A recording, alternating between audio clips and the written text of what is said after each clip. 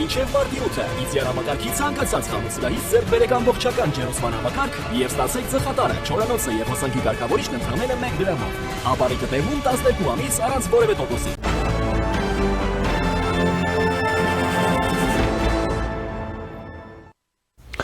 Եվ այսպես Հայաստանի արտգործնախարար Արարատ Միրզոյանը Եվրամիության արտաքին գործերի եւ անվտանգության քաղաքականության հարցերով բարձր ներկայացուցիչ Կայա Կալասը հեռախոսով քննարկել են Մերձավոր Արևելքում ստեղծված իրավիճակը, այդ թվում հումանիտար բնույթի հարցերը։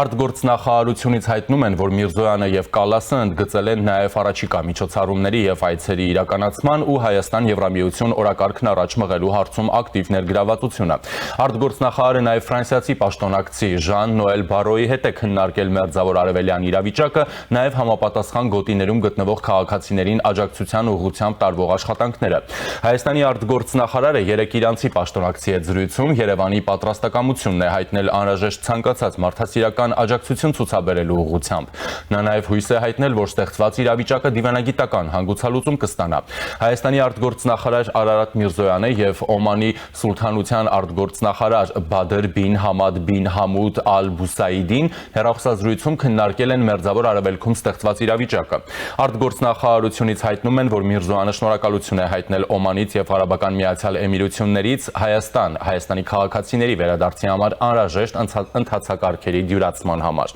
Արտաքին քաղաքական գերատեսչության ղեկավարությունը պատրաստակամություն է հայտնել Հայաստանի կողմից եւս ըստ անհրաժեշտության աջակցություն ցուցաբերել Օմանի քաղաքացիների տեղափոխման հարցում։ Իդեպ Fly1 ավիաընկերության ինքնաթիռը առավոտյան Երևան է վերադարձել Օմանի մայրաքաղաք Մասկատից, չվերթը մասնավոր էր, նախատեսված է եւս մի քանիսը։ Մերձավոր Արևելյան պատերազմի պատճառով ծոցի տարբեր երկրներում մնացած Հայաստանի Հանրապետության քաղաքացիները, որ ցանկանում են այդ չվերթով Երևան վերադառնալ, պետք է վճարեն թռիչքի դիմաց եւ ոչ էժան գին։ Արաբական Միացյալ Էմիրություններում Հայաստանի Հանրապետության դեսպանությունն էլ հաղորդել է, որ Էմիրություններից Օման տեղափոխությունը կլինի անվճար։ Ավելի վաղ արտաքին գործերի նախարարությունը հայտնել էր թռիչքների չեղարկման պատճառով Աբու Դաբիում մնացած քաղաքացիների տեղափոխումը կազմակերպելու համար թռիչք նախապատրաստելու աշխատանքների մասին։ Նշել էին այն քաղաքացիները, որոնք ցանկություն ունեն կամավոր հիմունքներով Օմանի տարածքով մեկնել Հայաստան, կարող են հայտ լրացնել։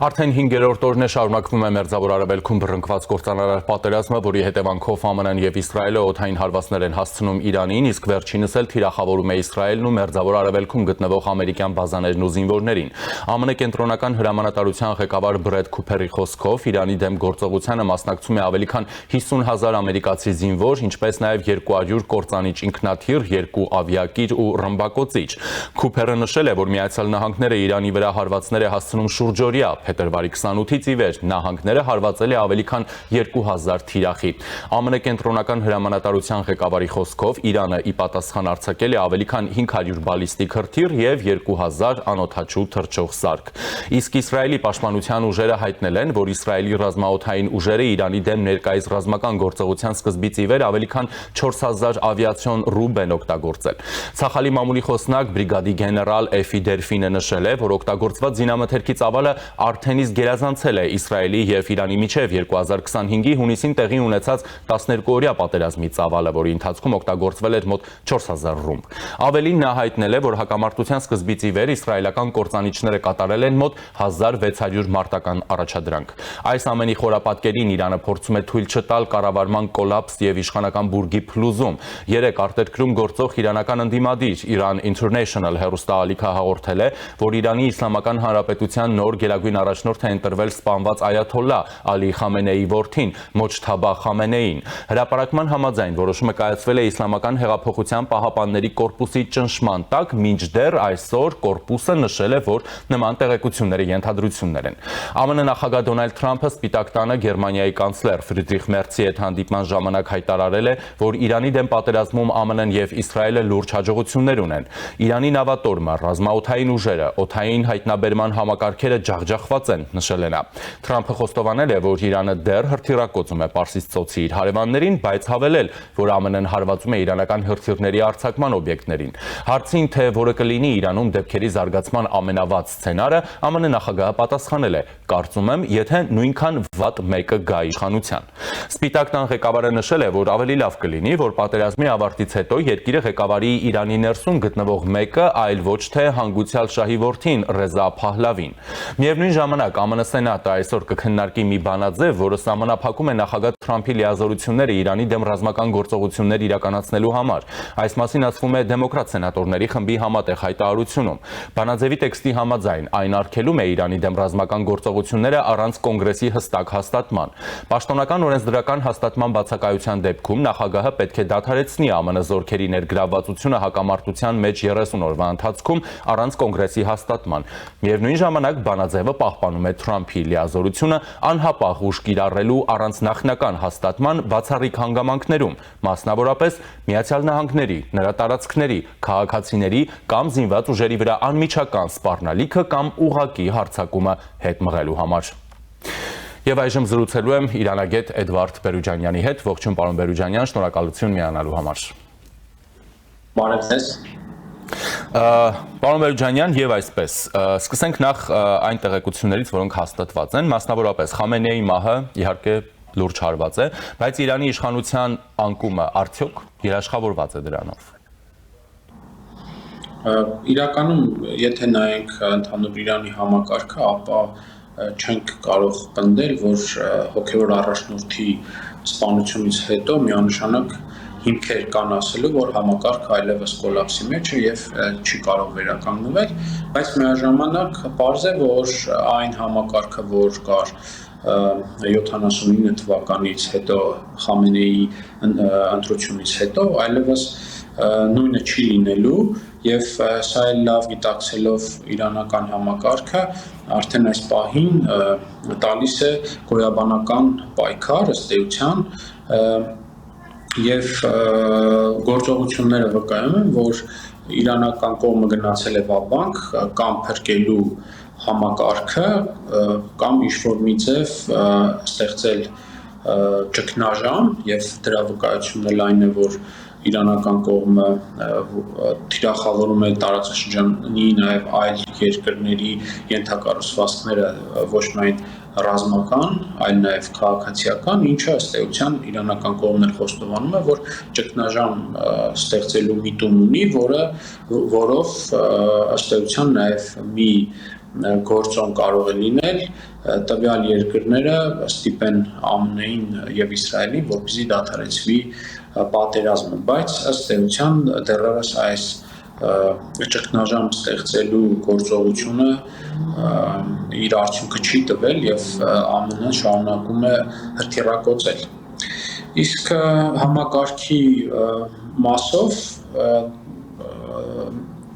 դեռևս այս ընտրությունը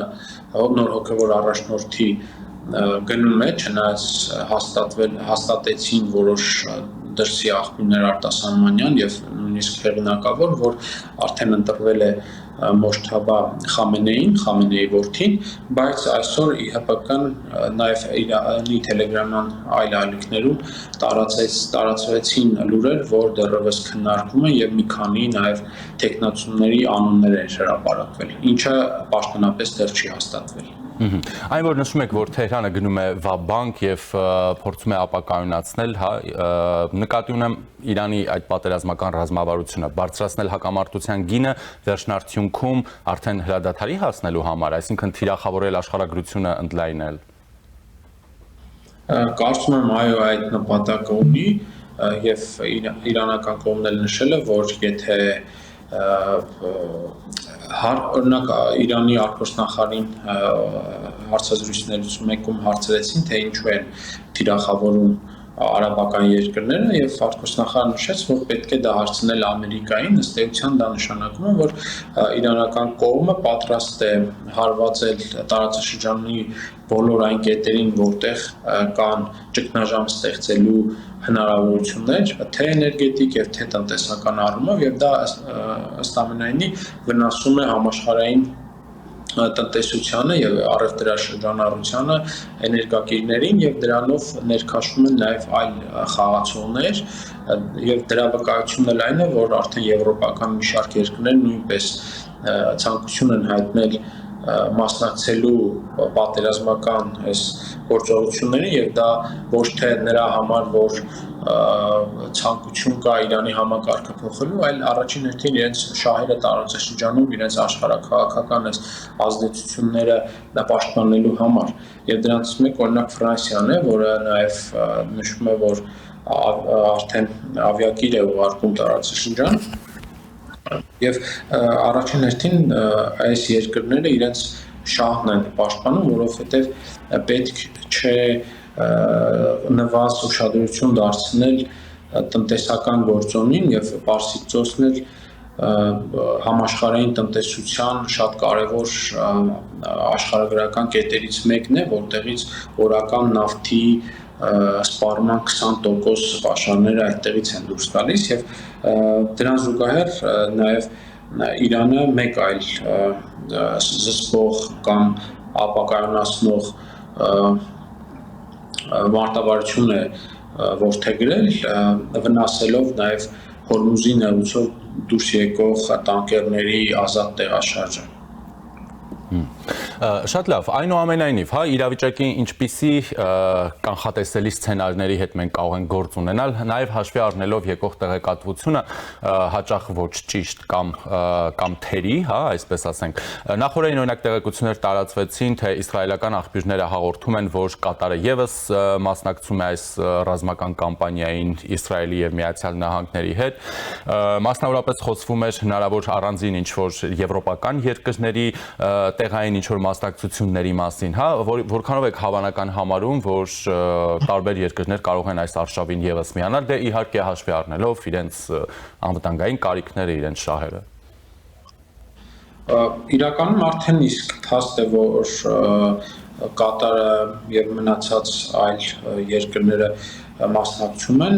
եւ այդ գործողությունները նաեւ հաղորդվել է, նույնիսկ եղել է դեպք, որ Քուվեյթը հրթիռակոծել է Ամերիկային պատկանող կործանիչներ, այստեղ հենց խնդիրը այն է, որ երևի թե Ամերիկան եւ Իսրայելը այս մի սցենարը չէին կանխատեսել, որ Իրանը բացի Ամերիկայի ռազմաբազաներից նաև կթիրախավորի արաբական երկրների քաղաքացիական ենթակառուցվածքները եւ սրանից հետո, երբ արդեն արաբական այս երկրները մտել են պատերազմական գործողության մեջ, այնուամենայնիվ նաև սինխրոնիզացման խնդիր կա, քանի որ Իսրայելը եւ Ամերիկան միանշանակ համակարգում են իրենց գործողությունները, իսկ այս մնացած երկրների գործողությունները համակարգելու համար նախնական պլան էր պետք մշակել եւ եթե հիմա էլ փորձում են եւ մասնակցում են պատերազմական գործողություններին ժամանակ է պետք, որպեսզի համակարգեն եւ նույնիսկ այնպես չլինի, որ խանգարեն նաև բուն իսրայելա-ամերիկյան գործողություններին, այսինքն այս խնդիրը ըստ ամենայնի ես տեսնում եմ, նաև խոսվում է Իրանի ներսում ցուցարարներին զինելու մասին, Տրամպը հայտարարել է, որ ինքը պատրաստ է նաև զենք տրամադրել Իրանի ներսում անջատողական դրսևորում ունեցող հանրույթներին եւ սա իրականում շատ վտանգավոր է ոչ միայն Իրանի, այլ նաև տարածաշրջանի համար, որովհետեւ սրանով անկանխատեսելի մի սցենար կարող է իրագործվել, որով արդեն Իրանում քաղաքացիական պատերազմի դրսևորումներ կլինեն եւ այս անջատողական խմբավորումները եւ հակակառավարական խմբավորումները կարող են ել ավելի սրել իրավիճակը Իրանի ներսում։ Բայց մենք գիտենք, որ Միացյալ Նահանգները, այսպես ասենք, ռեժիմների փոփոխության փորձ ունի, ներսում կա այդպիսի խմբեր կամ դերակատարներ, որոնք կարող են ստանձնել այդ առաջնորդությունը եւ ստանալ Միացյալ Նահանգների քաղաքական ու ռազմական աջակցությունը, հա, այս դեպքում։ Իրականում Ամերիկան այս նախադեպերը ունի միանշանակ, բայց պատկերացրեք ամենավատ սցենարը, եթե ԱՄՆ-ն նույն մոդելն է ստանում, ինչ Սիրիայում եւ մի հատ էլ սրան զուգահեռ նաեւ միջուկային ծրագիր կա եւ հարստացված ուրան։ Սա ամենավտանգավոր սցենարն է երևի թե ԱՄՆ-ի համար։ Այդ իսկ պատճառով կարծում եմ, որ Իսրայելի եւ Ամերիկայի միջեւ կա օրինակ համակարգի փոփոխության հստակ տարբերություն։ Ամերիկան նաեւ պատրաստ է համակերպվել այն մտքեր, որ համակարգը ուղղակի տրանսֆորմացվում է եւ զուտ իսլամական արժեքները մղվում են որպես մշակութային գործոն, իսկ քաղաքական արդեն պաշտոնը զբաղեցնում են նաեւ համակարգի մաս եղած այն գործիչները, ովքեր չունեն կոնկրետ հոգևոր անցյալ, չնայած բոլորն էլ համակարգի մաս են եւ կրում են իսլամական արժեքներ, բայց ամեն դեպքում կոնկրետ հոգևորական երկրի ղեկ կարծում եմ ԱՄՆ-ն այստեղ կարող է զիջումների գնալ եւ համակերպվել այդ մտքի հետ։ Իրականում Իրանում կան նման գործիչներ եւ նշում են նաեւ ներկայիս ԱԽ քարտուղար Ալի Լարիջանի գործոնի մասին եւ արևմտյան մի շարք լրատվականներ հոդվածներ են հրապարակել, որ Ալի Լարիջանին ըստ էության համակարգողներից մեկն է այս պահին, չնայած դեռևս չկա գերագույն առաջնորդ նոր եւ առաջնորդության ժամանակավոր խորհուրդն է կառավարում երկիրը, բայց պետք են նաեւ այնպիսի գործիչներ այս ժամանակահատվածում, որ թե կարող է համակարգել ԻՀՊԿ-ի գործողությունները եւ հեղինակություն կունենա ԻՀՊԿ-ի այս գեներալների հրամանատարության շրջանակում եւ նաեւ կունենա լուրջ քաղաքական անցյալ եւ քաղաքական գործունեություն, դրանց այդ մի քանի անձանցից մեկը Լարիջանին է, մյուսը Ղալիբաֆն է, որոնք երկուսն էլ ոչ միայն քաղաքական գործիչներ են, այլ նաեւ ԻՀՊԿ-ի գեներալներ։ Կարծում եմ, որ այս Իրանը նաև այս ուղղահայաց իշխանական սիստեմը կամաց փոխարինում է նաև հորիզոնականի, երբ նման գործիչները ըստ էության մեծ ազդեցություն են գործում այս պահին Իրանի ներսում։ Չնայած տեղեկատվությունը սահմանափակ է եւ մենք հստակ չենք կարող պնդել թե այդպես է, բայց նշաններ կան եւ այդ հայտարարություններն էլ վկայում են եւ այս գործիչների ակտիվությունն էլ ցույց է տալիս, որ ամեն դեպքում այս սցենարը հնարավոր է նաեւ լինի Իրանում։ Լավ, այնուամենայնիվ, եթե հնարավորություն է ստանում Իրանը պահպանել ռեժիմի, այսպես ասենք, կայունությունը եւ ռազմական գործողություններն էլ պարզ է, որ անվերջ չեն կարող շարունակվել, ի վերջո մենք ստանալու ենք ավելի ագրեսիվ տրամադրված Իրան, ես նկատի ունեմ օրինակ ամերիկյան ներկայությանը կամ Ամերիկայի մասնակցությամբ նախաձեռնություններին, եթե մենք օրինակ Հայաստանի տեսանկյունից ենք նայում, հա, մենք պատրաստվում ենք նրանց հետ բազմաբոլորտ համագործակցություն կյանքի կոչել, այդ թվում նաեւ TRIP-ը։ Կարծում եմ, որ մեր շահերին ելնելով ամենալավ սցենարը այն է, որ Իրանը պահպանի իր ամբողջականությունը